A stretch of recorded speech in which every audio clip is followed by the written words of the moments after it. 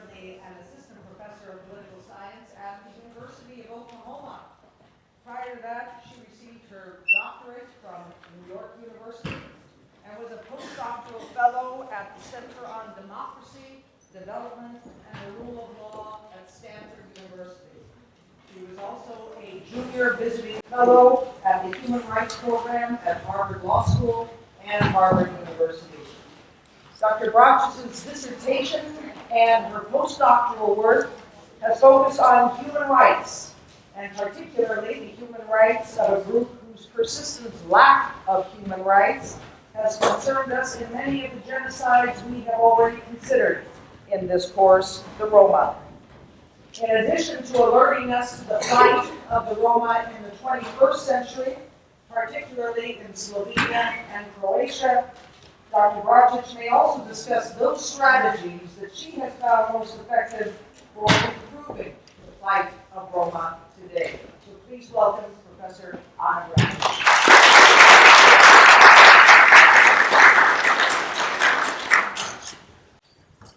Hello. Everything working? Yes? Great. Thank you for having me and thank you for coming to listen today. So the overall aim of my lecture today is actually going to be slightly different. I will highlight certain aspects of the ROMANI, Holocaust, the PORAJMOS, and I will try to link them to the treatment of Roma today, brought in Central, Eastern, and Western Europe. So I will only be talking about certain aspects of rights violations. Am I too quiet? Yes. Oh, is it not working? Okay. Well, so I won't be talking about all of the violations that the Roma have experienced just because there are so many. So I will only focus on some, and then during the Q&A, if you wish me to talk more about things that I have found effective in my own work, I'd be very happy to speak to that then. Is that better? No. All right, let's see if I can do this. 2 hands. All right. So before I start, I want to make sure that we know one thing, that numbers when it comes to the Roma, not just during the PORAJMOS, but also now, numbers are uncertain. We don't really know even how many Roma there are in Europe today. Estimates report about 10 to 12 million, but we're not certain. So whenever I talk about numbers, especially as they refer to the World War II period, please take them with a grain of salt. There's much unknown. So the roadmap of today's presentation is this. First, I will talk about the Roma briefly. Then I will talk about the PORAJMOS, which is the Roman Holocaust, and then the legacy of the PORAJMOS. Now, who are the Roma? The Roma have many faces, right? There are many that are not known to us because they're included, they've integrated into majority populations. But, to some of us, they may look something like that. So they are derogatively known as gypsies. The quotes around every word, every time, but it's a bad word, I don't say it. Unless I say it in particularly in a verbal context, like, talking about the Holocaust. So, they're Europe's largest ethnic minority. Population counts are uncertain. Estimates report that they're between 10 and 12 million in Europe today. They're not a homogenous ethnic group.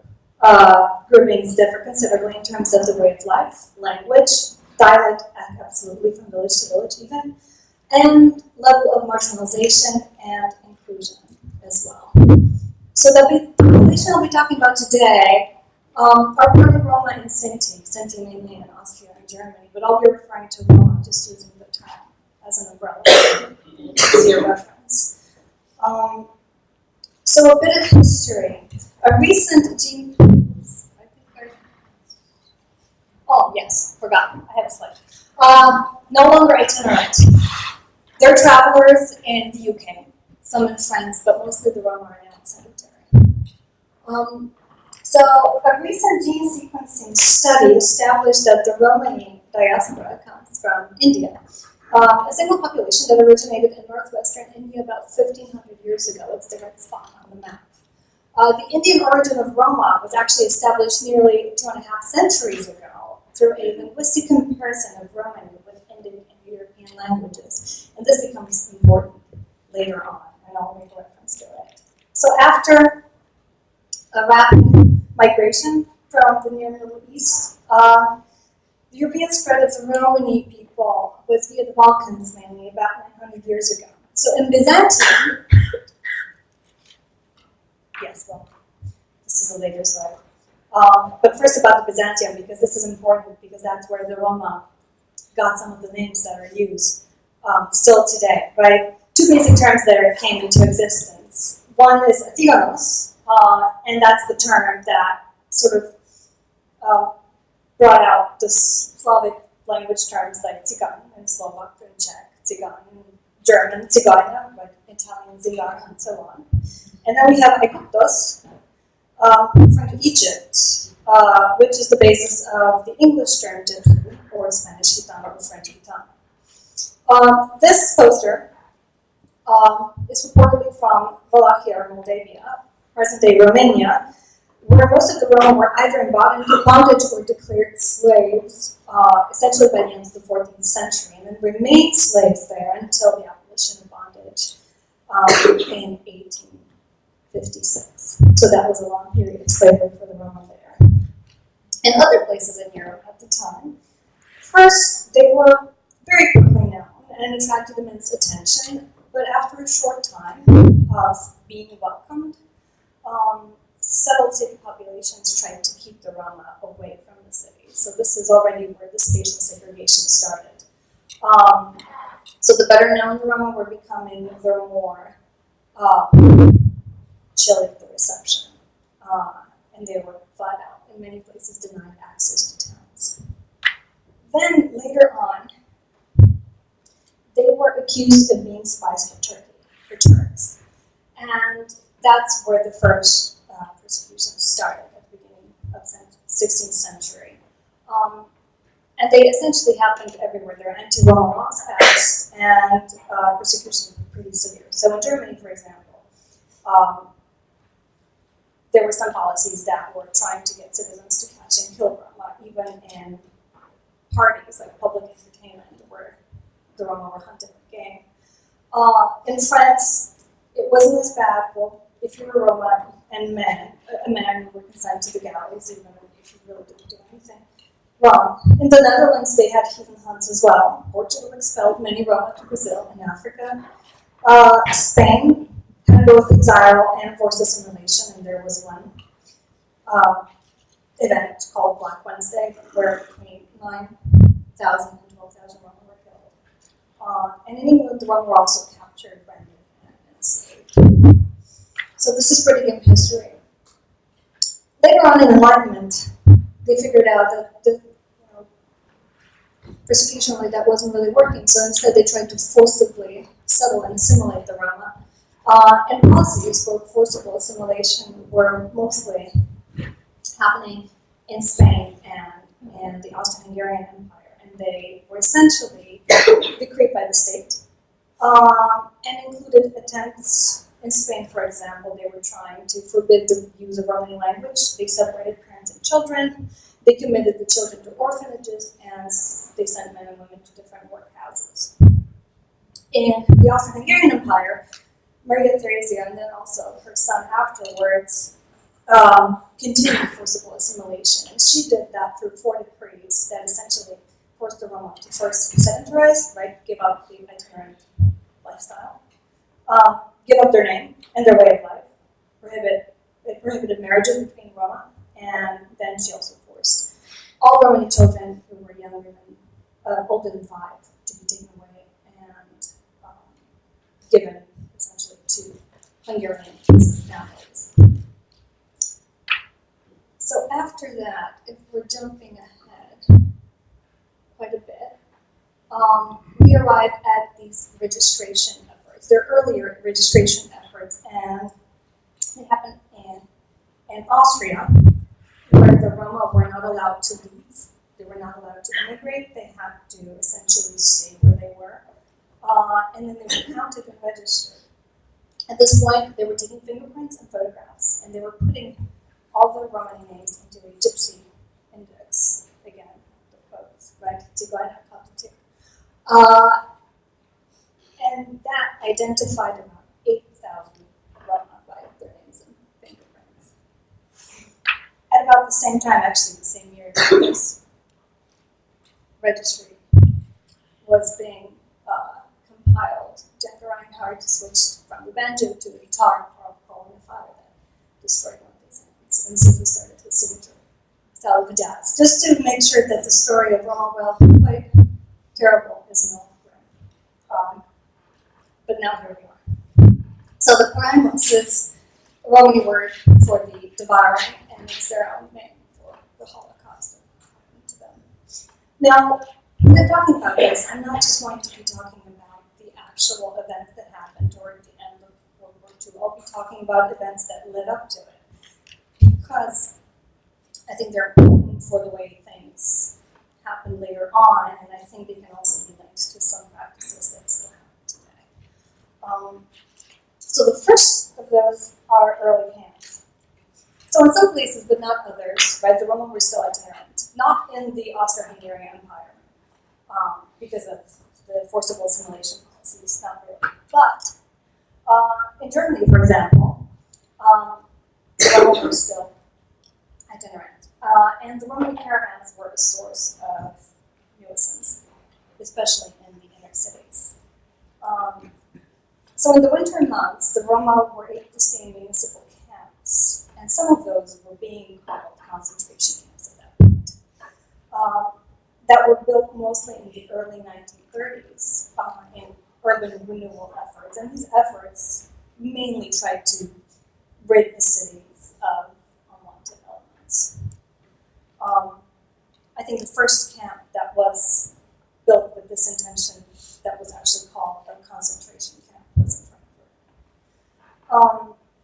There was another one in Berlin that they built in order to clean the city for the Summer Olympics in 1936. This sounds a bit familiar, I think, given what happens in some places today for the Olympics.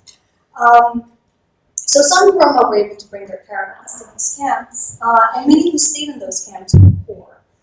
So the Roma who were better off didn't go to these camps, right? They lived in houses and better lodging, so they were spared that. The camps were guarded by policemen, or police officers. The Roma had to sign in and sign out if they wanted to leave. There was no begging, but there was very, very modest welfare, sort of also, there were welfare. Nonetheless, conditions were very harsh. And once the war started, the character of these camps changed drastically. And people weren't able to leave, of course. So the next term that's important here is asociality. Who is asocial? Asocial are people who demonstrate by their conduct, even if it's not criminal, that they are unwilling to adapt to the life of the community. So, early efforts of crime prevention tried to curb beggars, vagabonds, vagrants, which is essentially Roma, but vagrants. At least that's what they meant. Prostitutes and pimps who engaged in petty crimes that violated the system of order established by the national social state. In addition to them, also people who were work shy. And so the work shy are persons without a criminal record who sought to escape the duty to work and became dependent for their support for life of the public. So what they tried to do is put these people, the asocials, into preventive custody, especially people who were without a permanent residence. So the Roma were swept up in this group, especially if they were itinerant, but often also if they were not. So there are records, files of individuals that essentially state this person has not been involved in a criminal activity, but still they ended up in camp. There's not much explanation as to why often in these cases. So here we come to a first interesting issue, if we can call it interesting. Like all of this is horrifying. But nonetheless, right? So the Roma were not explicitly targeted because of their ethnic identity. They were, it's quite clear that they were, as a group, by definition, strongly represented here in this group of asocials, right? What other group is itinerant by definition? Right? There's another group called Yenische, I think that's how you pronounce it. They're the white gypsies, again, but pretty much everyone Animus, who was in the group of asocials, they were in this group as individuals, not as members of a particular group, ethnic or otherwise. So the Roma, yes, sure, they were not targeted on the grounds of their ethnic identity, but they were targeted on the grounds of their way of life. And for most, if not all, their way of life was closely tied to their ethnic identity. So it's almost, if we say, oh, the Roma were not targeted because of their ethnic identity, it's almost like you're saying, oh, we're not targeting Muslim women, we're targeting women who wear scarves on their heads. And you may have women who wear scarves in that group who are not Muslim, but that doesn't mean that one particular group is not disproportionately more targeted than another. So the asocials had their uniforms marked with a black triangle. They worked in work camps, mostly in large stone quarries. Treatment was brutal. In the hierarchy, they were above Jews and homosexuals, but I'm not sure that says much. And so these are the camps that that housed Roma during this preventive custody period. So by 1939, there were over 10,000 asocials in those camps. But we don't have a good count on how many Roma were among those 10,000. So given, however, that the Romani itinerant lifestyle qualified them as asocial, and that there were no other groups who were similarly qualified in this way, we can suspect the numbers of Roma among the asocials were reasonable. And some were let go after 1 year, but many stayed and many died. And so these camps sort of stepped up the camp system to a new level of arbitrary and systematic repression.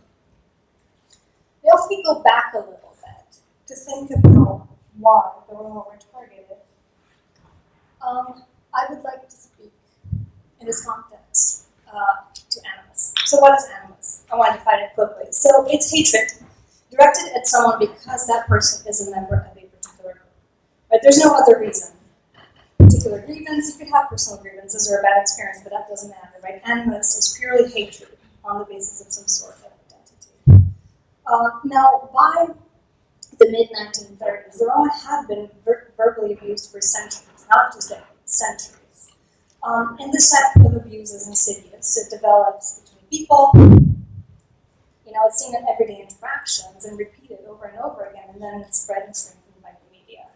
So in 1936, the media got worse. They were involved, right? And then people felt feared to speak openly against the Roma, and actually vehemently demanded that a final solution to the gypsy problem be devised.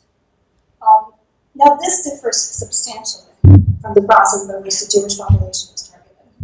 Right there, the origins of victimization were top-down. It was top-down evidence.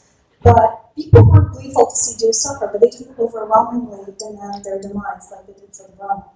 Right, for the Roma, this was completely different. So demands for annihilation were bottom-up, coming from everyday citizens, public officials, academics, publicists, and many of those people were not actually members of the Nazi Party at all.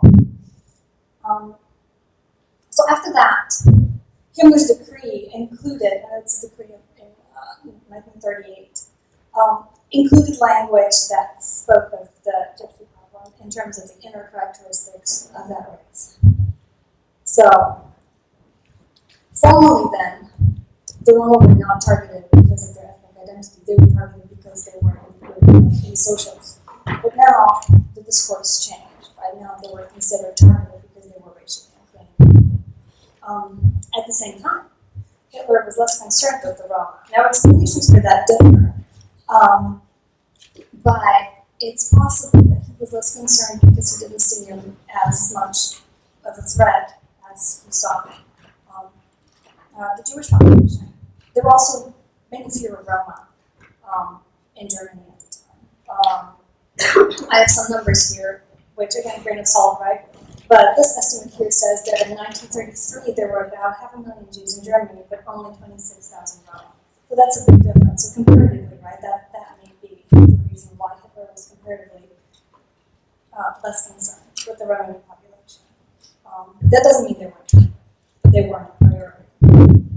So then Himmler's decree on combating the Gypsy plague then resulted in a number of registration efforts where they tried to figure out who were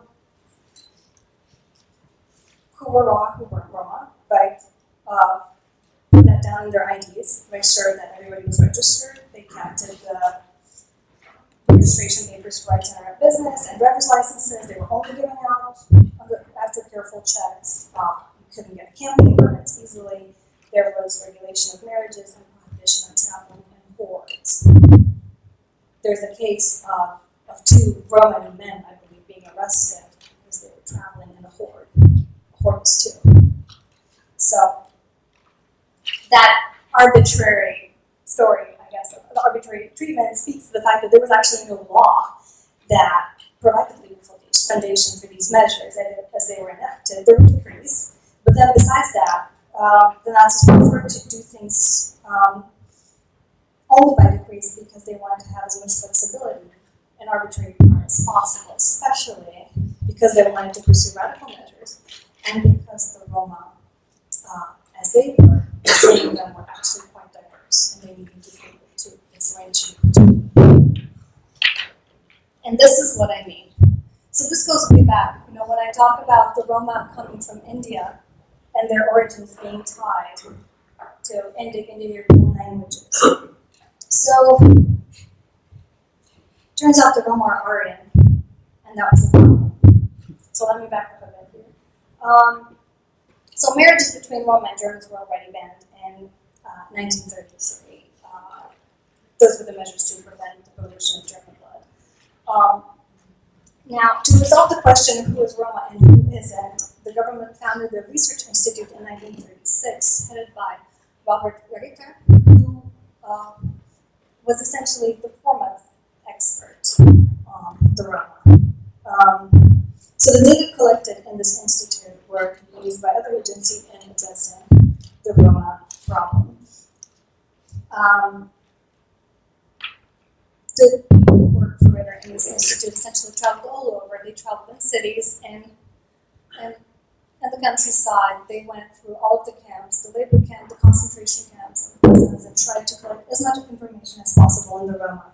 So they were registering them, they were taking fingerprints, they were taking blood samples, measurements, and tried to construct genealogy. And the Roma who refused to participate were threatened with a concentration camp. So by 1939, they had complete information on 20,000 Roma. So the reason for doing that, besides trying to pin them down and figuring out where they were, especially because, you know, if they were still moving around, was because they needed to figure out who was truly Aryan and who wasn't. So they were trying to work with groups to answer the Aryan Dilemma. Ritter resolved this dilemma, right? You have a big dilemma when you have people that are supposedly Aryan and you're supposed to be protecting them because they are what you deem superior, and yet at the same time you want to get rid of them, right? So how do you resolve this?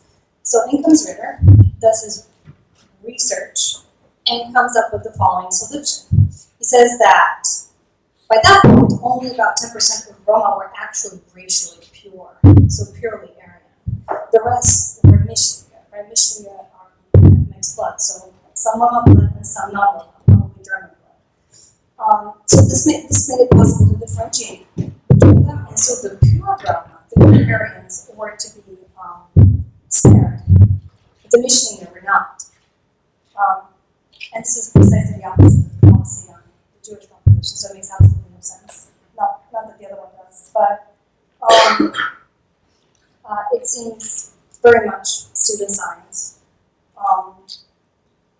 So that was Ritter's solution to this problem, to this question of the Aryan Dilemma. Now, the decrees and policy decisions that followed didn't actually perfectly work with his solution. There was a fair amount of confusion and inconsistency. So some decrees protected pure Roma, but others also protected Mishliga with little Roma blood and were socially adjusted.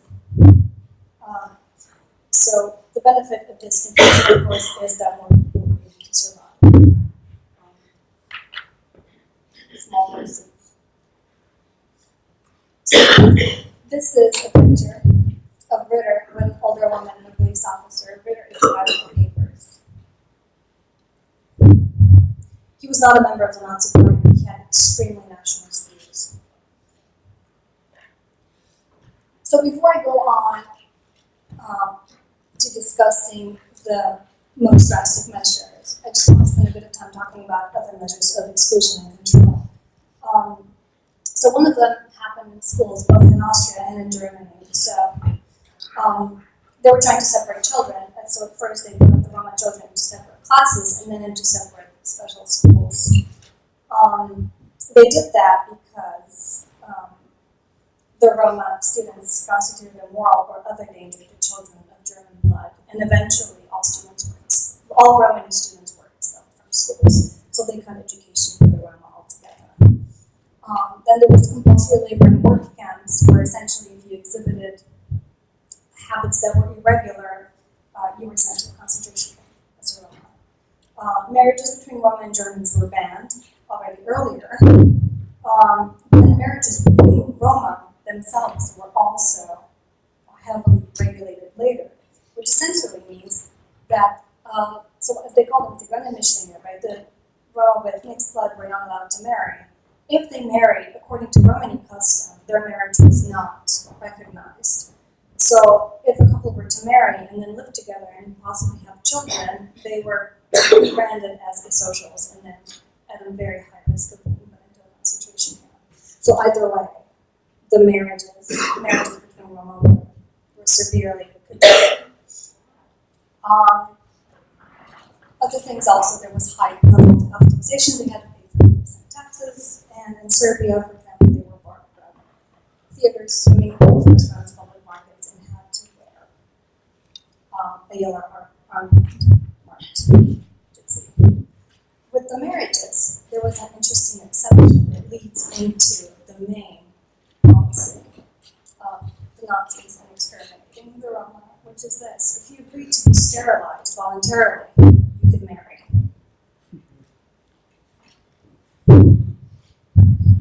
So, sterilization in Germany was initially for hereditarily sick and insane,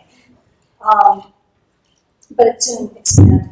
At the time, this was practiced elsewhere, right? In the US and Sweden and so on. Sweden actually sterilized asocials well after World War II. But the difference is that in the US, for example, during the 24-year period after sterilization became legal, a bit over 12,000 people were sterilized. In Nazi Germany, the first year alone, in 1 year, there were over 43,000 victims. So by the time the war started, 300,000 persons were sterilized. So that's a lot more. So the practice expanded in 1936. So the use of intelligence tests as determining who should be sterilized and who shouldn't became less prominent, and instead social failure became a viable criteria. What is social failure? Not going to school, not enrolling in a special school, divorce, children out of wedlock, lack of occupation, reliance on welfare, and itinerant lifestyle. So the Roma, again, were more likely to be swept up in this than other populations. And it goes further. First of all, they defined asocial as moral mental retardation. So that group was taken care of. Then they also had to take care of the individuals who couldn't quite fit. So Ritter came up with the following. He came up with the concept of disguised mental retardation, which is that he identified it in young Romani children who were independent and quick talkers. And he called that a mask of cleverness, which disguised mental retardation. So it seems that really no one was scared when it comes to the Roma. So there are no reliable figures again. But extrapolation suggests that the Roma were sterilized at a much higher than normal percentage when compared to the general population. Once the war started, because resources were scarce, or needed to be redirected somewhere else, sterilizations decreased to those absolutely necessary, except for the Roma. For the Roma, they increased. In fact, this was the main method of planned extermination through the Roma. So while killings in the camps were methodically carried out, they weren't as carefully planned out as the attempts to exterminate for mass sterilization. That was the number one method of trying to get rid of the Roma. Speaking of camps, so because of the Aryan Dilemma, there was a fair amount of disagreement as to the severity of initial measures intended to exterminate the Roma. So the higher-ups were not as concerned with the Roma. They had other priorities at the time, but still it was fairly clear that something needed to be done. Ritter, for example, and many others disagreed with the less extreme plan and called for measures that would resolve the problem in the long run, and suggested putting a social Segregation at least into the work camps and essentially treating them the same way as the Jews in other respects. That didn't quite work. So instead, what happened with the first expulsion of the Roma is they took them to the general government in Poland in 1940s, and some of them went into camps, but not all. Others went into ghettos, and others yet into towns and cities in the east, and many died. So there were temporary camps created on the way, and there again was a fair amount of confusion because the policy wasn't clear. Essentially what happened was there were other priorities happening at the same time. What needed to be done was this: they needed to get rid of the Roma so that they would go away, and they needed to make sure that they would be back. And because there were comparatively low numbers of Roma, they weren't immediately concerned with killing them at that point. So the priority first was to just get rid of them, have them go to the east. This plays again into the challenge of identifying the Roma. They had a hard time figuring out who was Roma and who wasn't. And that's possibly why deportations were not as efficient and quick as they could have been, or as perhaps they wanted them to be. Again, small mercies. Racially pure Roma and some other categories of Michigan were exempt from deportation, but of those exempt, again, everybody but the racially pure were urged to consent to sterilization. So either you were deported or sterilized, essentially. Consent was sought, but not necessary. It was often distracted under duress, usually a threat of deportation to a concentration camp. So, according to Himmler, another grisly detail, the racially pure or good Michigan was spared for the purpose of preserving the culture as a kind of live museum or as rare animals. That's what he said. So I have some numbers now, right? As I say under there, the estimates are uncertain. They're likely much, much higher. So take that with a grain of salt. And when I speak about these numbers, maybe consider the group as a whole in terms of thinking about the proportion that lived, the proportion that died, as indicative of a larger trend. So, for example, in 1941, 5,000 Roma from Burgenland, Austria, were transported to the Lodz ghetto. And 1942, 4,400 of them were killed in the gas van, so killed them. And actually, that was just sort of a one wave of killings, right? In the end, all of them actually ended up dying. So of the Roma that were counted in Burgenland, so before Anschluss, there were 8,000 Roma there, and afterwards, of those who were counted, 870 returned, and of those, 650 had been in camps and survived. So those are just the ones that were registered. That's for the Roma, from Germany and Austria, right? In other places, treatment was different. So in the Soviet lands, for example, Romani people, women, children, all were summarily executed upon sight because they were considered to be Soviet spies. So there was no mercy there whatsoever. In Serbia, the Roma were swept up in the revenge killings that happened in response to German soldiers or Nazi soldiers dying, and the policy was 100 people die for each German soldier who dies. So they did that until they got up to about 11,164, and then they started running out of people, so they changed the policy to 50 people killed for each German soldier who dies. And estimates vary whether between 1,000 and 20,000 Roma died that way. So, in 1943, fairly late, deportations to Auschwitz started. So the first one was 13,000 Roma that were taken to the Gypsy family camp. That's the family camp. The reason why it was called a family camp is because the families were able to stay together there. And then from Czechoslovakia, 4,386, according to this one source, were in local camps in Leti and Podonia, and later on they were also transported to the Auschwitz family camp. Now, eventually 23,000 Roma were to be in that camp, this one conservative source. Their fate was uncertain because they were not gassed on arrival, as some other operations were, and many did not work in the beginning. So there wasn't a comprehensive initial plan to annihilate the Roma the same way before the deportation started, and there was some confusion as to what the policy was. But in the end, right, if you look just at this group for which I have information, of the 23,000 that were there, 5,600 went into the gas chambers, 3,500 went to other camps where they died, and 14,000 died from disease, medical experiments, and guard killings. So pretty much everyone, right? So proportionally, this is what they're saying. So those who were in other camps, 5,000, based on a conservative source, they were part of many experiments. So saltwater in Dachau, freezing experiments, anti-typhus experiments, and the other camps, sterilizations. There were mass sterilizations. They would sterilize 100 women or girls per month, which went hand in hand with the other extermination policy.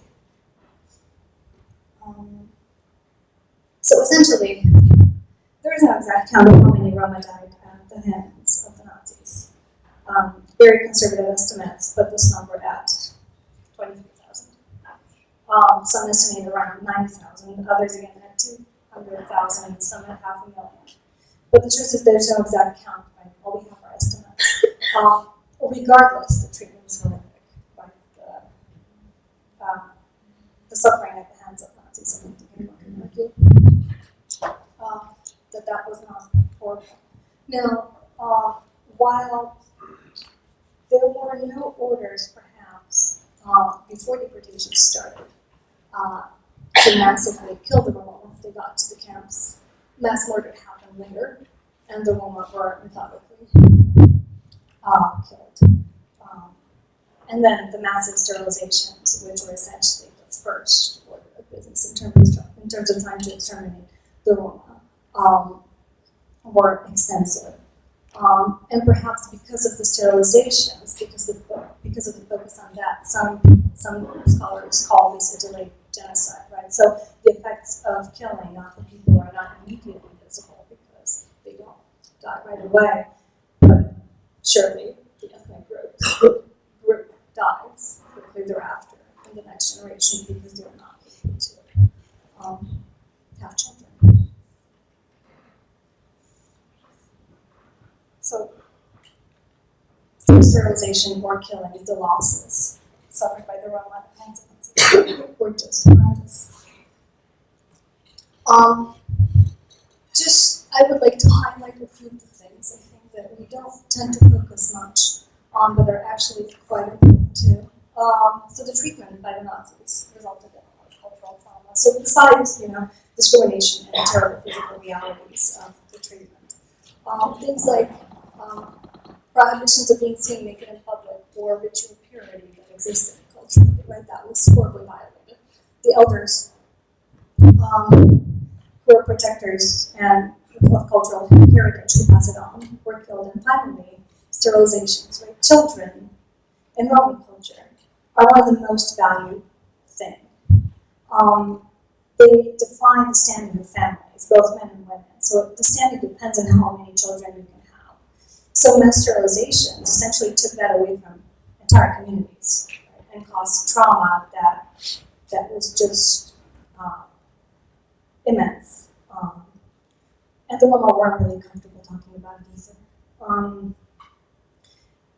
Arguably, sterilizing communities, it may be the absolutely worst thing one can do to the Roma because of the cultural meaning of children. And we all have children, but I think for the Roma, it's a little bit different.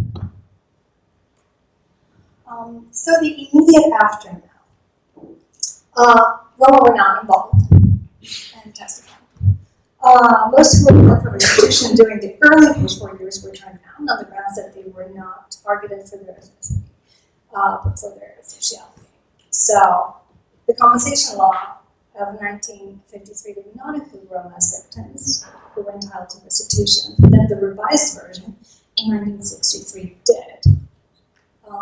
But Roma ran into difficulties trying to apply for it. They had trouble talking about it. Many were illiterate.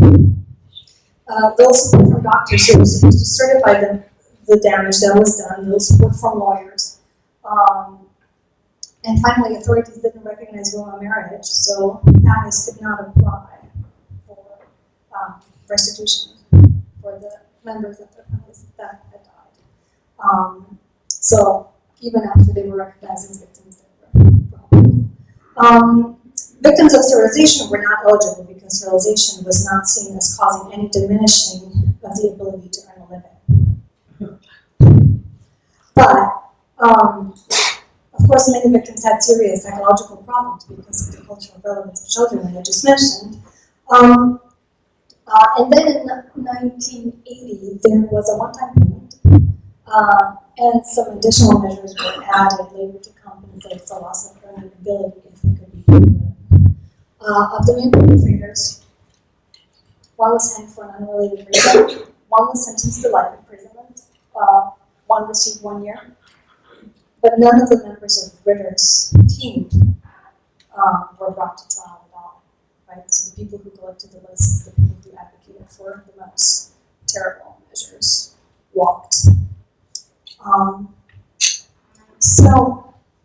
Finally, there was a big farm built at the site of the Lety concentration camps. That was one of the big 2 concentration camps in Czech Republic, where the Roma were first held before they were taken off to Auschwitz.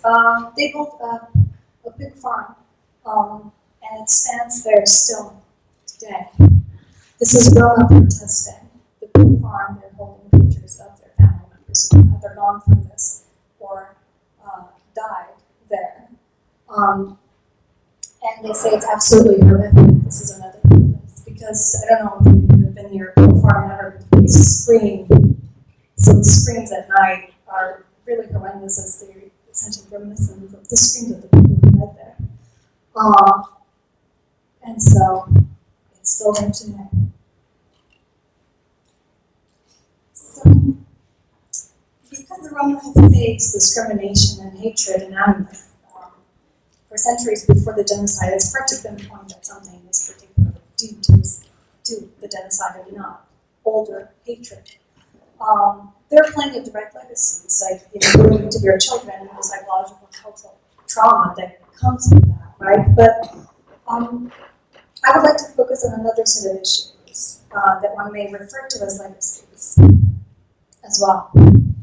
And there are things that are done to the Roma today that were done back then. So things that continue to happen today. And I would like to start this portion of the video.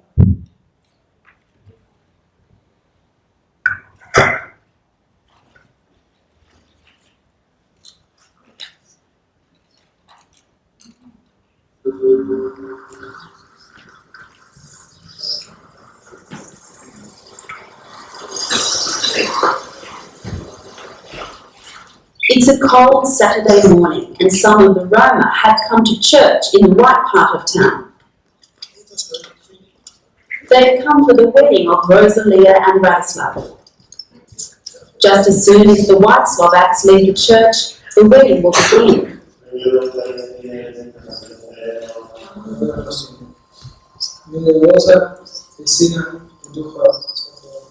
Rosalia and Bratislav have been together for 8 years and have 2 young daughters. To their great sadness and disappointment, this marriage will not be blessed with any more children.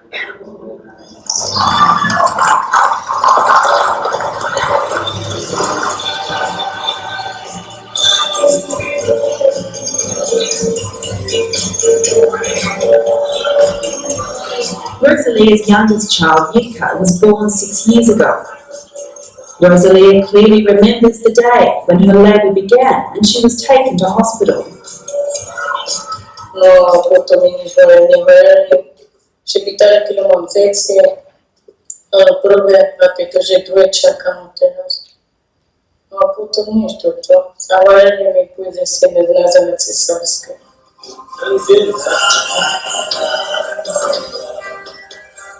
As far as Rosalia knew, there were no problems with the birth. Both she and her baby were healthy. However, as the years wore on, Rosalia became increasingly perplexed as to why she never fell pregnant again.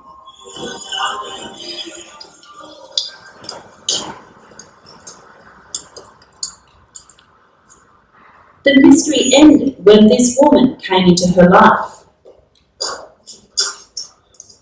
Barbara Bukovska is a lawyer based in Prague in the Czech Republic. She's one of the authors of a report that has rocked Slovakia. This report confirmed long-standing claims that Roma women are being sterilised without their full consent. Usually it's happening on the delivery table.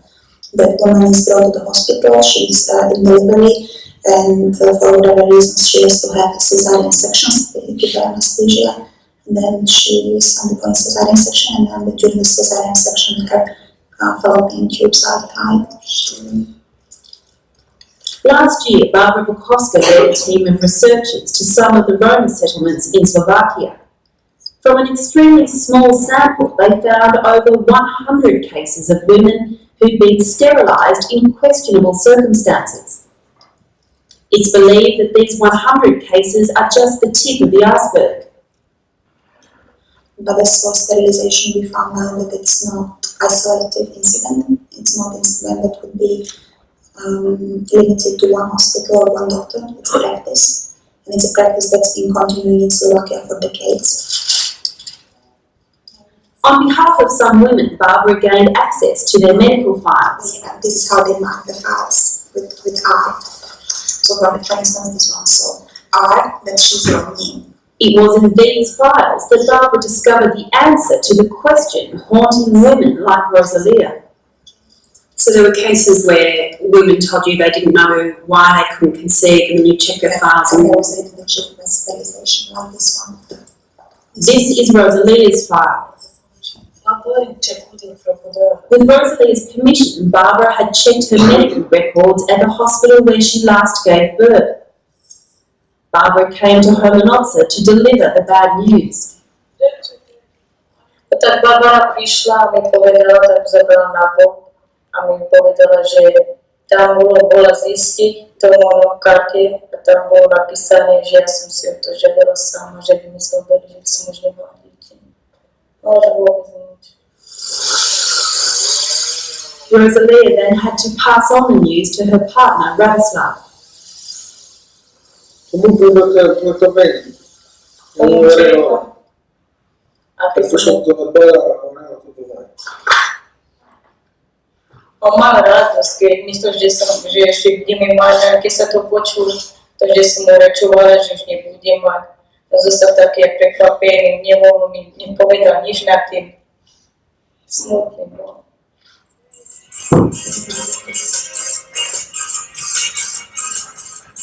While Rosalia's file says she consented to being sterilised and has a signature that purports to be hers, she says this is not true. Doktor vôbec nič nevysvetlil. A pýtal sa, aké meno tam, no som varila, keď chlapec bude Robert, no a keď Ziče Jitka. A veci si už nepamätám. Niečo tam, Danielov, na Korzovi, Алексей, да, казваш, каквото съм не паметен. Podpisała si nejaký dokument, papier, predala do kooperácii. Nič, še nič. Имели товари прояки да се минало тут, а цениши там не добра. И то писание.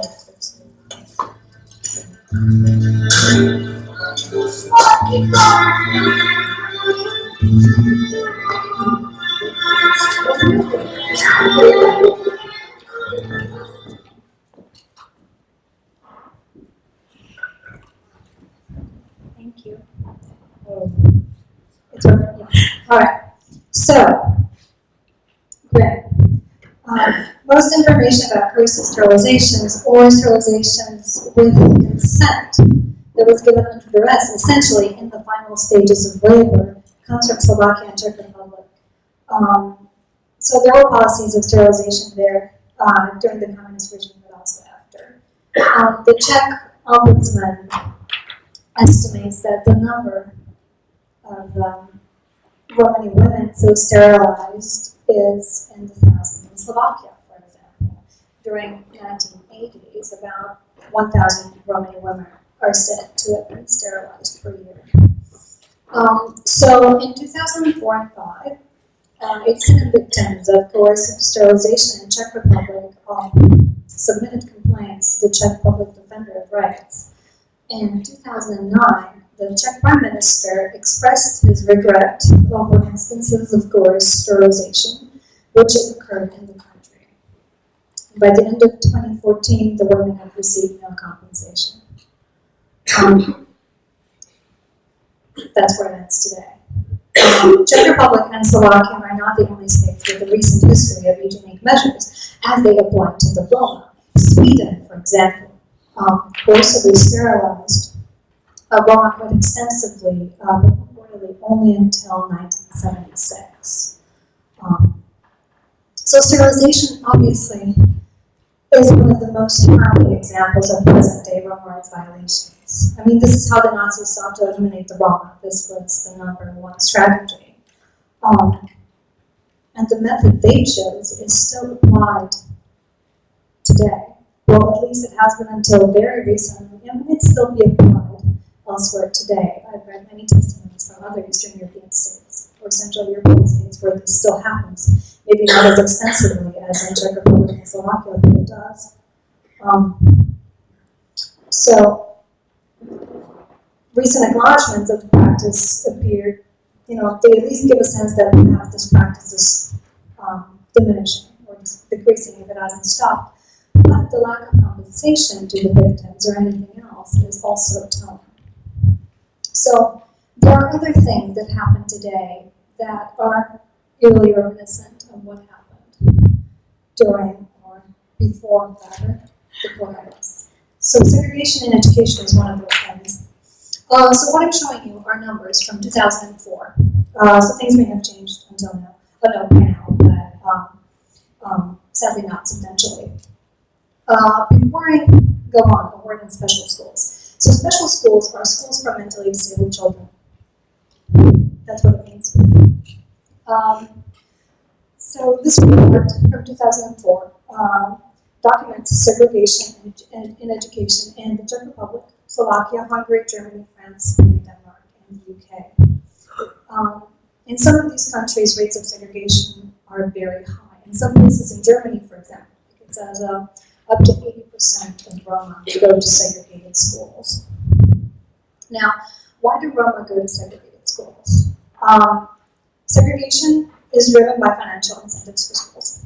There are also financial incentives for Romani parents in some locations. And since Roma who are targeted tend to be predominantly poor, this is a vital thing to do to a family, to offer them money to send their child to a special school if they have no other choice. Parents are neither sufficiently informed nor empowered to resist segregation. Data from a study in Serbia that looked at 31 segregated schools in 2013, so very recently, showed that 44% of the parents didn't know what the assessment intended to determine where the child would go to school was actually trying to do. 75%, so it's 3 out of 4, were not informed that they had a right to be present during the assessment. 3 out of 4 were not informed about the limitations and consequences of special education.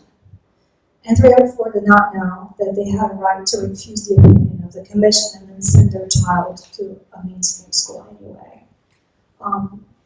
Another factor that is very strong in enforcing these segregation measures is anti-Roma sentiment among parents of non-Roma children.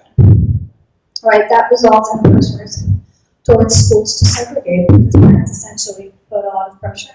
They organize and then they threaten with white flight that they will take children out of schools and have Romani classmates, and they do. They do take their children out. And another interesting detail. So I don't have information on the language that's used in the testing that determines whether Romani children should be placed in special schools. But many of them are described as having mild mental disabilities.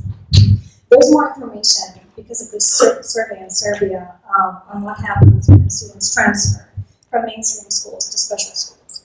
This usually happens after first grade in primary school, so when kids are really young. So out of the people in Serbia interviewed who had their children transferred, 42% of interviewees list difficulty to concentrate, and 60% list restlessness among the reasons that were given to them for their child's transfer. Absenteeism, low grades, and bullying are also listed. 50% also reported that the child was ignored and placed to sit in the back of the classroom. So I'm not saying that it's the same thing, but I do wonder if the children described by Ritter decades ago as having disguised mental retardation, right? Those were the children with independent and quick thinking and talking.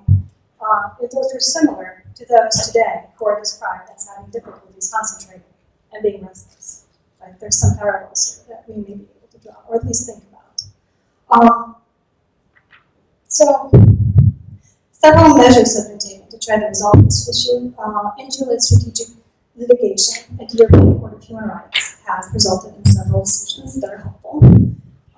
They've led to the development of legislation and policy changes in the areas of desegregation. There have also been grassroots efforts that have led to changes. In Romania, for example, ROMANI creates an NGO, trains student monitors to contribute to documentation of discrimination. In the Czech Republic, an NGO called Life Together works on parental engagement and community empowerment. These are some kids from Romania. So nonetheless, much remains to be done, right? Segregation at numbers as high as the ones I listed, up to 80% in places in Germany and 75% in Czech Republic. This is a structural problem. Strategic litigation and NGO efforts sort of attack it from top down and bottom up, but something bigger will be necessary to truly uproot it. To illustrate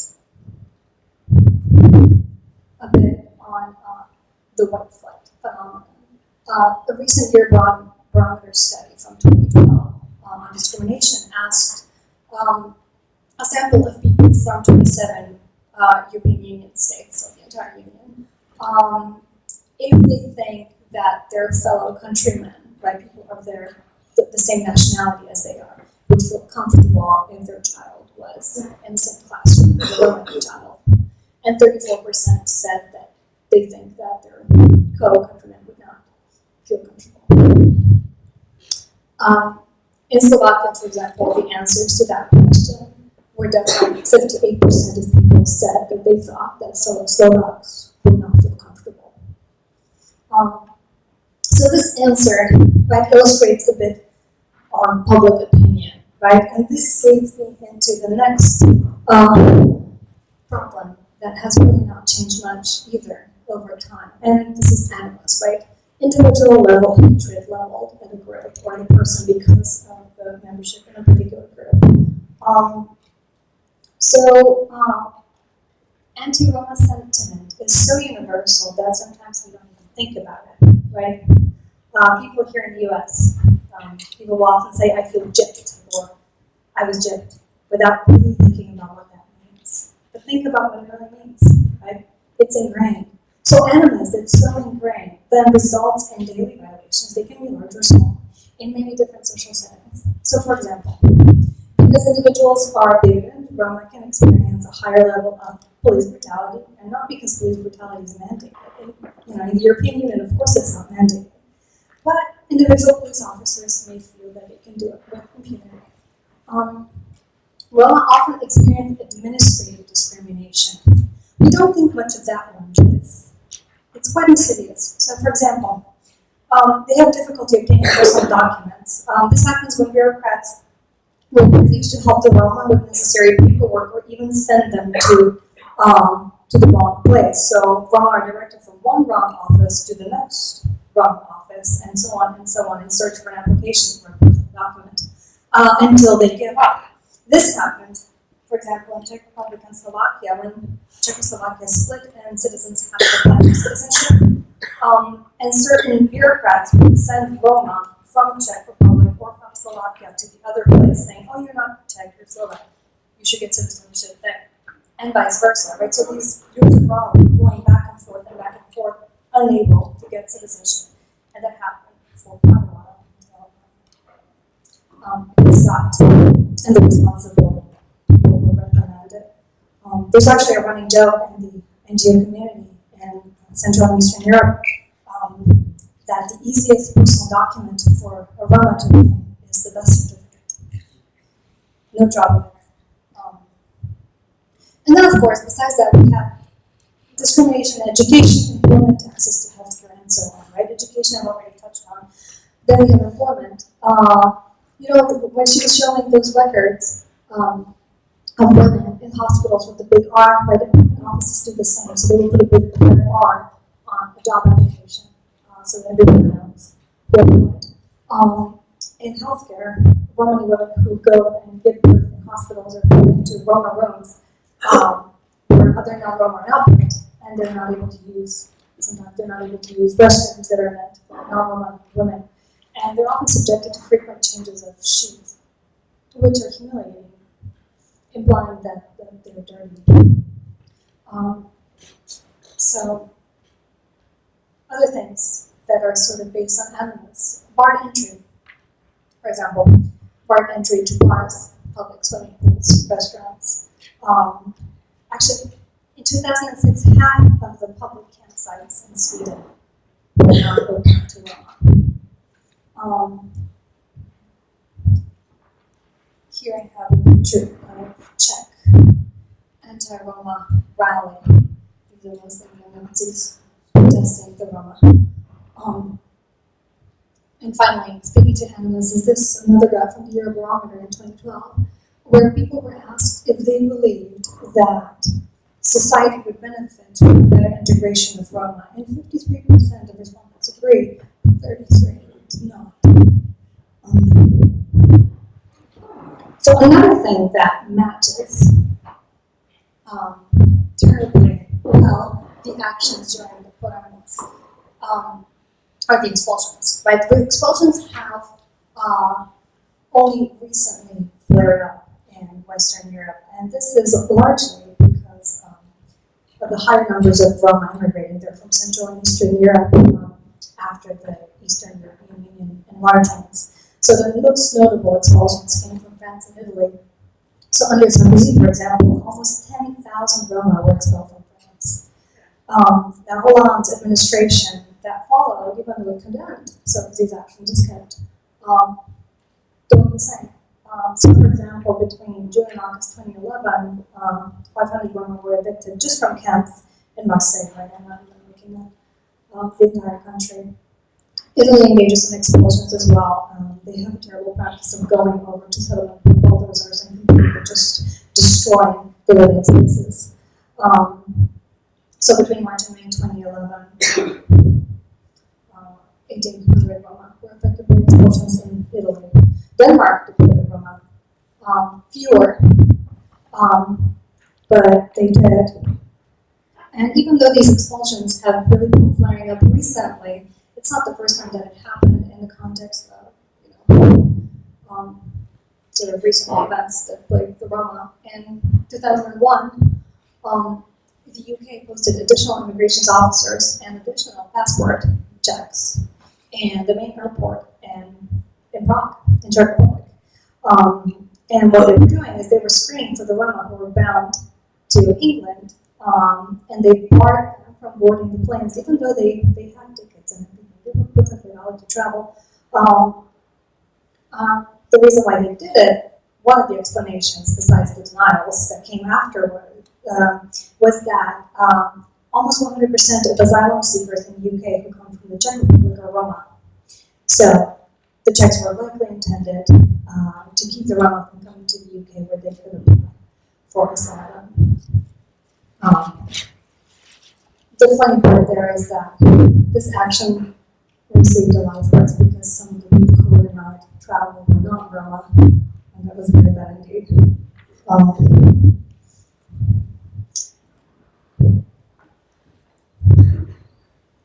So these are some different images of travel back and forth. Some by choice and some sadly not. Now the final matching practice is ghettoization. So while many Roma successfully live among the general population, right, and those are somewhat invisible, most live in isolated settlements, often in slums. Within cities, many live in what is essentially ghettos. Even that is actually becoming a smaller population because of evictions. So the Roma are being evicted from housing or entire municipalities, and they're being forced more and more to relocate to isolated settlements on the outskirts of towns. Now these settlements are often without sewerage, electricity, or water. With removal and heat, and often they have none of these characteristics at all. For example, some of my sites where I've been, and in my field work, I've seen dwellings made out of shipment containers, or just a mattress and a tarp, and that was it. So these settlements are often removed from schools, postal services, healthcare, and other urban facilities, and don't have public transportation. And if all the Roma live in a settlement, the police can target the settlement really easily, as can citizens who may want to target the Roma, neo-Nazi or not, and that happens quite a bit. So this is what it may look like. This is a particularly bad example of a living situation. This one is much better, but these are all from settlements. So in many cases, public opinion by non-Roma, really Animus, helps reinforce segregation, not only through discrimination, but also through more institutionalized measures. So for example, there have been a number of walls built by municipal leaders in Central and Eastern Europe to physically separate a Romani neighborhood from the rest of the town. I'm going to show you one example of this wall. So this wall is from Romania, from Baia Mare. In 2011, the mayor of Baia Mare built a 6-foot wall to separate the Romani neighborhood from the main road. This is the wall being built, so it's in the process of being built. The year after that, so in 2012, during the election campaign, the same mayor forcefully relocated over 90 Romani families from their settlement, so they were already in a settlement, to abandoned buildings belonging to a defunct chemical factory. So soon thereafter, many Roma from those families, predominantly children, became ill, reportedly in response to chemical exposure. The outcome of this is terrible. The mayor won the election with 86% of the vote after having done that. So, I want to be clear. So the Roma today face much higher variety of rights violations than that I've just included here. I've only mentioned them because they seem to be so directly related to what happened before the PORAJMOS and during. So to me, this is a powerful juxtaposition, right? Many reactions to the horrors of the Holocaust are along the lines of never again, and they should be. But it seems that we betray ourselves in this. this. If the global community is committed to this, how then do we tolerate these actions as they continue today? Just take one of them, right? How can coercive sterilization, identical to the practice that aimed for a delayed genocide, still happen to the Roma in the 1980s, 1990s, and 2000s? And once it's acknowledged and once apologies are issued, like in the Czech Republic 5 years ago, the victims are not compensated. And this is exactly what happens to those who suffered the same treatment under the Nazis. And even they received restitution, even though it was a one-time payment and utterly insufficient given the harm done. Right? So why are these new victims not the same? So given the inequalities and indignities that the Roma suffer today, it's difficult to be positive. But there is progress. There is commitment by the EU to do better, and that includes stronger requirements for improving the treatment of Roma in candidate states, as well as other more encompassing Roma inclusion initiatives. There are decisions coming from the European Court of Human Rights that condemn discrimination. And there are some changes to legislation and policy that follow those decisions. And finally, there is a lot of NGO efforts, some exceptional, that fights for Roma rights. So hopefully things are looking up. Thank you so much for coming.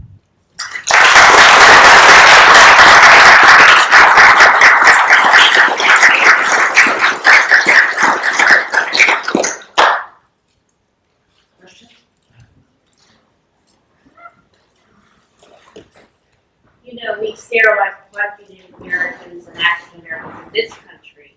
And in fact, in the hospital I worked at in the 1970s, we had to stop a doctor in Oakland from sterilizing teenage black girls. He had to have him censured and then eventually fired. He was doing it on his own. It was from Poland, by the way. So there may have been a legacy there. Yeah, but there's still doctors that do it. I have examples from, we can talk about examples in Croatia, where individuals will do it. It's not as systematic, right, as in Czech Republic or Slovakia, and it seemed to be more of a practice, right? But, you know, your example and my examples from Croatia seem to be just certain individuals who are taking matters into their own hands. The South, it still exists quite a bit in our South.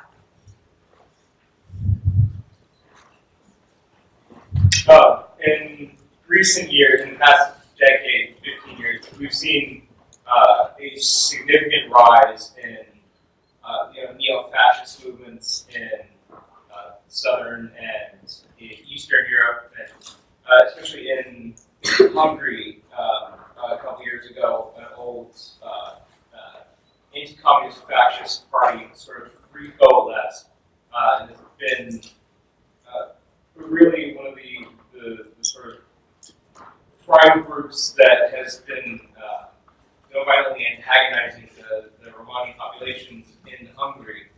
How do you see that problem sort of going forward? Is it something that is just a current minor blip, given the rough economic situation, or is this something maybe a little bit more serious on the order of fascist movements that we had seen in the 1930s and 20s? So I've talked to a few experts on these movements. So what they say generally is that these movements come in waves. So one will show up in one country and then another one, and they will sort of pop up. And then there will be a wave of a movement like that, and then it will die down. So that is what the experts that I've talked to would say to that. However, Hungary, I think, is a slightly different example right now because things have gone quite far.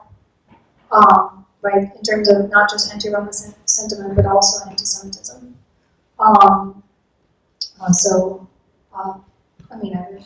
wouldn't speculate that it would go as far as the movements in the 1920s and 1930s, but I think that perhaps the nature of the movement there specifically is slightly different. And it certainly worries me.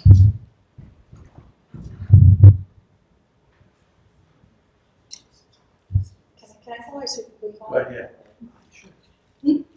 Can I call on people or will you call on people? I can Oh, okay.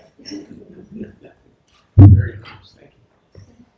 So in the early 30s, late 20s, was the treatment of the Romas sort of a prerequisite in Germany to what happened in the Holocaust with the Jews? It's hard to say. Can you repeat the question? So the treatment of the Roma in 1920s and 1930s, sort of a precursor of what happened to the Jews. Prerequisite. Prerequisite of what happened to the Jews later on. So first, I need to give you a caveat. I'm not a historian, but I study discrimination today. So I can only speak to this from a limited perspective. What I would say is I think that the Animus directed at the Jewish population was its own, and that developed on its own. I think was probably much stronger than at the institutional high level than that against the Roma. But I think that perhaps some institutions like the camps, right, sort of provided a vehicle of carrying things out. So perhaps they weren't necessarily prerequisites, right? But they made it very, they may have made it more easy to visualize how to achieve certain ends, just because they were already there. And so it's, I would suspect that perhaps they said, oh, we already have these camps, they're labor camps, they're concentration camps, they're for socials now. Why don't we expand? So I can see that being the connection, but I do believe that the Animus, as far as the Jewish population is concerned, was independent. But that is my opinion. I would defer to more expert opinions on that. What percent, and I know it's an approximation, what percent of the Romani population was killed in the Holocaust? Give or take. I mean, I know it's sort of guesswork, but It's very difficult to say, but based on the numbers that I got from the more conservative source, if you like, 3,000 were taken to Auschwitz, and almost none of them returned. I would think a very high percent. But it's very difficult to say because a lot of the Roma perhaps escaped because they weren't registered. So there is that possibility, but I would just say from the people that we know that were targeted and fairly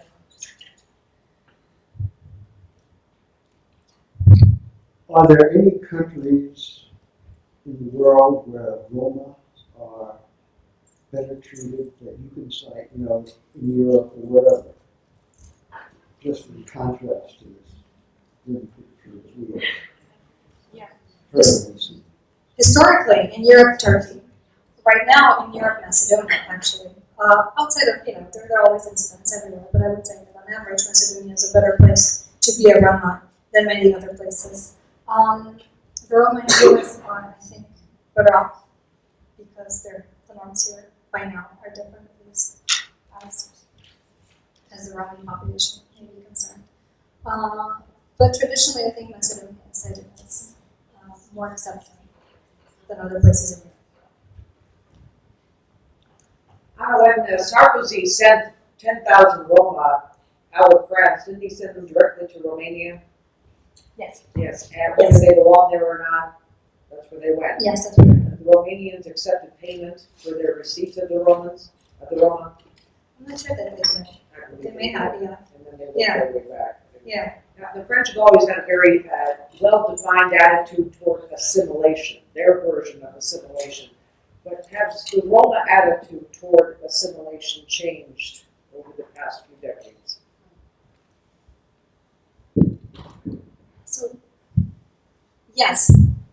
So I'm now speaking from personal experience in terms of fieldwork, interviews that I've done with people.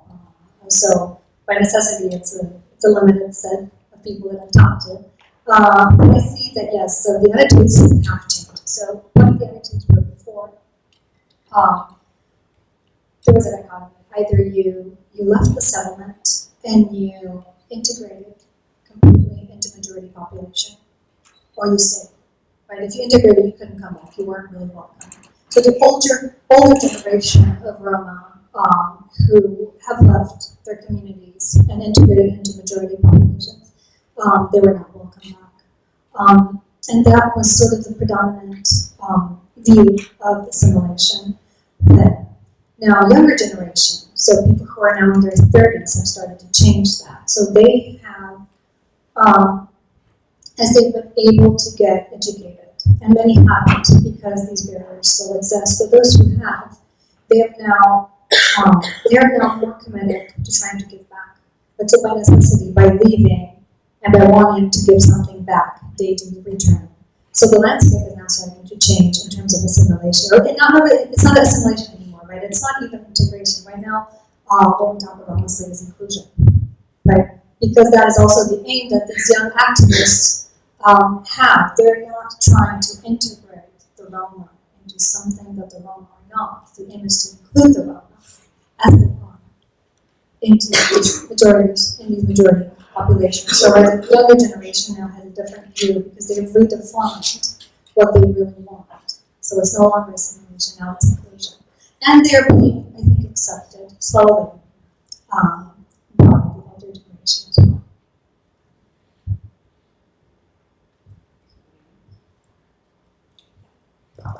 Have the Roma in Western Europe specifically and Northern Europe, have they been affected by the rise in anti-immigrant and anti-Muslim sentiment? Is that something that has sort of bled over into affecting the Romani, or has that been mostly sort of separated?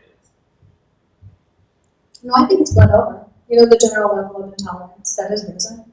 I was talking earlier about Sweden ending its sterilization practices in the late 70s, right? What they have not ended, and that came out last year, is their big registry of Roma. They've continued that, right? So now it came out that they have these long lists of Romani names that, well, they argue that the list is for crime prevention purposes.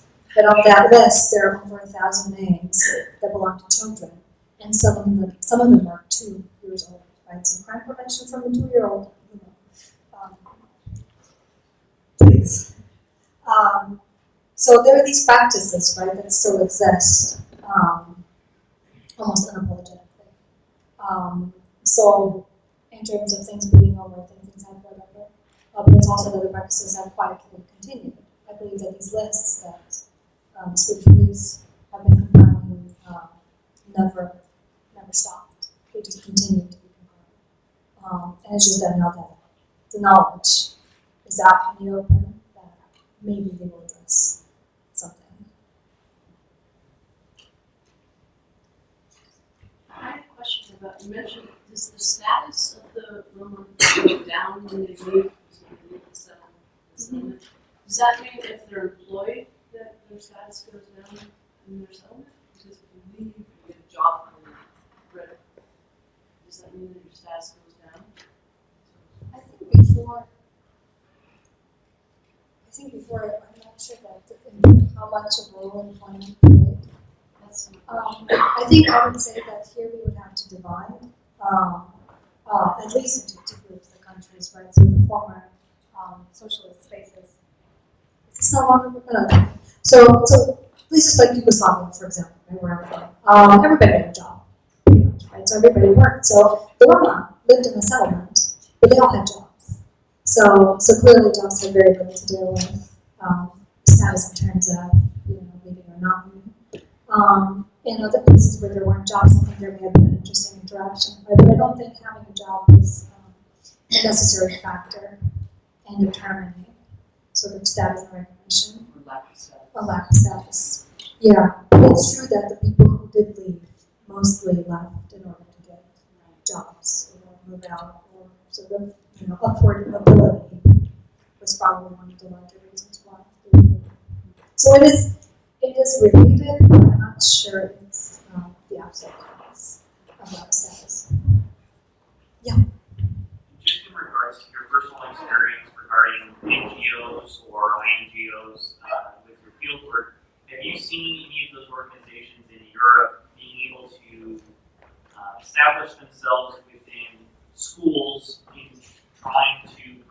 way the public school system to maybe educate the younger and the youth of the major, all ethnicities of what's going on, or do you see that it's the state's pressure or stance to not integrate any knowledge of Romani and what's happened in the past? So do you see that if the youth of all these European nations were more informed of what's going on currently, or being able to have access to those classrooms showing and documenting what's going on, do you think that would change things? Yes, I think it would. So there's very little of that. So I will speak to two aspects. The first aspect is this. So I haven't actually looked at syllabi from schools other than those in Slovenia and Croatia. So I can't speak outside, but I think my guess is probably is the same story as in Slovenia and Croatia. But I've examined all of them for all primary school classes in Slovenia and in Croatia. Not a single one includes a reference to the Roma. Not in civics, history, or anything, you name it. The Roma are not mentioned, and that includes schools where a lot of students are Roma. So the Roma don't learn about their own history in primary school, right? So and all, of course, along with that, non-Roma don't either, right? They don't learn about the Roma history either. They don't learn about the current situation in tolerance classes. The Roma are not mentioned at all. So children are not, as far as I know, children are not really taught about these issues. Now, there is an organization in Romania that does interesting inclusion exercises through sports. Specifically, they teach children soccer. And they focus on children who are disadvantaged, but both Roma and non-Roma. And they have mixed groups. So those kids are exposed to one another from early on, and then they have fun together and they train together, and that seems to work very well. So, if you work on active inclusion in the classroom, I think that would actually help a lot. And if you add education to that, that would probably help more. At this point, I really am not familiar with any formal programs that would do that. In Slovenia and Croatia, right? There may be some in other countries that I haven't looked at, but as far as I know, I think it would be a good idea, but it's not done well. I have a two-part question. One, could you tell us any of the NGO, you mentioned NGOs in your presentation without specific reference. Are there any NGO groups that you can cite that are doing especially good work with Roma today?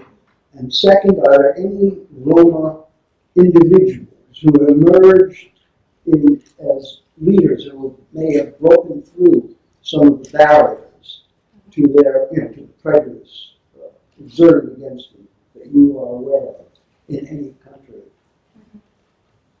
Okay, so the NGOs, there's an NGO in Budapest. It's called ERRC, European Roma Rights Center.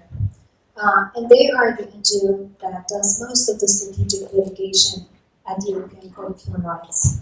And they have been extremely successful in bringing cases and winning them. So they're a fantastic organization. They do a lot of good. But they operate at a fairly high level, right? Litigation, not as much on the ground. So their connection to the actual communities on the ground is not as strong. Another organization that is very good is Warren Auditorium from Romania. And their connection actually to the Roman community is very strong. So they, for example, are the organization that piloted the medical assistance program, where they would have people, either nurses or non-nurses, who were trained in healthcare to go to settlements and inform the Roma of, what happens when you go to the doctor. They would go to the doctor with them. And that program improved the level of healthcare that the Roma could get substantially, so much so that it was then adopted with the government of Romania, by the health ministry. So that's one. Then there's another, I'm not sure which organization was first to institute that, but there's another program that now exists in several countries on Romani teaching assistants. So they would have teaching assistants in classrooms for younger children who spoke Romani, because of course the languages are different. They already speak Romani, but then they also speak the dominant language in their country. They're not educated in Romani. They're educated in their second language. Right? So these Romani assistants would help with this transition. There's a great organization in Slovenia, Roman Union, and it operates on several fronts. It focuses on Roma and non-Roma relations, so tries to bridge the gap by organizing activities that are fun. So that's similar to the program on soccer, except it's for young people and adults. People can form friendships because it turns out it actually helps in reducing anti-Roma sentiment. There are many organizations that do good work, but those are the ones that sort of stand out to me. Emerging, any roles that have emerged in a public way to a leadership role in a country or a representation role. Are there any such individuals? There are young people running for office now. They're having some success. Stanko Daniel is one of them. He's really running in Slovakia. Actually, Margareta Matake is the former director of Romani Greece in Romania. So, prominent is relative, right? She's not well known by just random people, but she is one of, I think, the new leaders and thinkers in this area.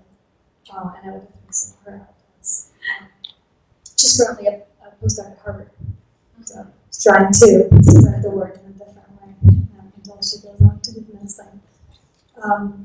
So yeah, young people. Oh.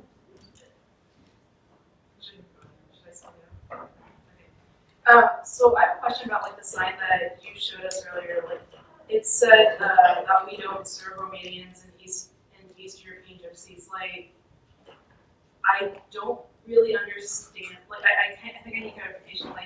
Did they mean Romanians from Romania, or did they mean the Roma?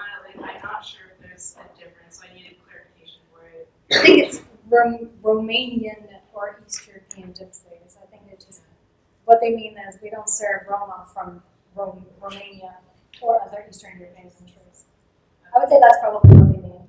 Though you do bring up an interesting point. I think in America we have a very poor sense of how many Roma live here because many identify as Romanian on the census forms. So there's a possibly inflated number of Romanians living in the U.S. and a deflated number of Roma. But I think here it's just, we don't know as well. So that's why it's funny. But I believe that's what they meant. They meant we don't like Roma, not from Romania or anywhere else. Could you address the relationship between Roma and Sinti? Are there differences which make them opposed to each other, or do they collaborate, or what? I think it really depends on the community. There are differences. There are differences that have been established a long time ago. So I think they're really, I don't know if we call them clan-based differences. They're larger than clan-based differences. They're just different groups. But I think cooperation depends really on the community and on the people. So sometimes the Roma will cooperate a lot between communities or different NGOs, and sometimes there will be less of that, and that's just sort of really, not necessarily at the personal level, but more on the historic level of cooperation between communities. So I don't think I can confidently speak to a trend. And it's actually the same with NGOs. Some NGOs will get along and some won't, but it's a separate argument.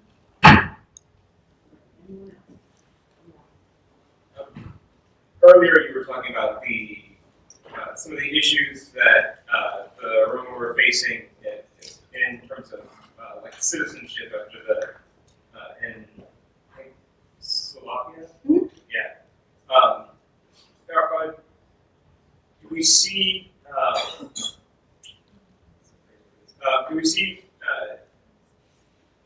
them having citizenship status issues in other countries? Are they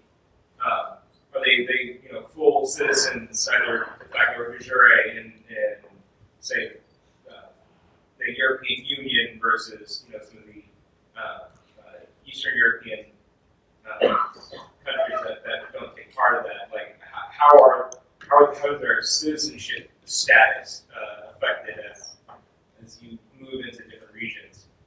Yes, there is citizenship, but they may not have papers. Right, that would be the one that I would point out, is that many don't actually have papers. So technically, they exist, they're citizens, but maybe formally they may not necessarily. It's actually one of the reasons why trafficking is so devastating in these communities. That's something I haven't really touched upon. The easiest people to traffic are the Romani children, right? Because if they have no documents, how will you trace them, right? It's someone who never existed in the first place, sort of, at some level, right? Of course they have citizenship, but if they don't have papers, you have all sorts of problems. And when they face administrative discrimination and difficulties in getting papers, right, the reasons, sort of, the barriers are so high that sometimes it just doesn't make sense for them to go through them over and over again. So that is where I would put my problem, but it's actually papers, like I said. Anna, thank you so much for Just a quick question. Are there public policy institutes or organizations in the United States that are helping to try to educate our populace, particularly in light of the fact you're saying that many Roma are self-identifying as Romanians in a way of getting under the barrier of discrimination in this country? Or academic institutes that are essentially trying to develop Romani studies in a way to try, as many other groups in this country who faced discrimination and genocide have tried to counteract some of those perspectives. There's not that many, but as many as you would expect. But I think they're starting up now. So there's this institute at Harvard, FXA, which is where Magda Matake is now trying to work to make this happen, right? So to work on precisely this issue. So I think they're doing a fantastic job of trying to reach out. And so they're organizing conferences, they're trying to inform people of what is going on.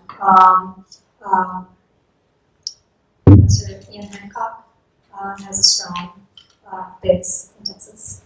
So he's another source of a lot of that knowledge. And then I don't know, the Holocaust Museum, I think, is starting to come up with new sources, and I think those are going to be incredibly valuable as we move along. So I'm hopeful for the development of more. But these are the ones that I'm most familiar with.